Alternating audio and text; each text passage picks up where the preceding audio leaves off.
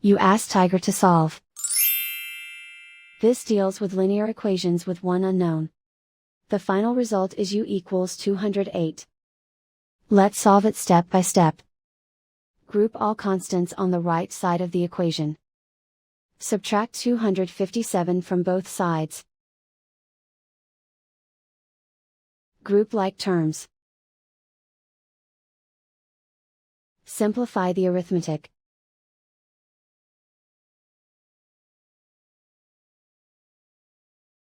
Convert the u into a positive number. Multiply both sides by -1.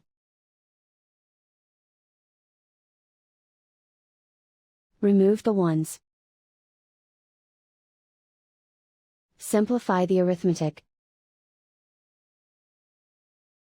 And so the final result is u equals 208.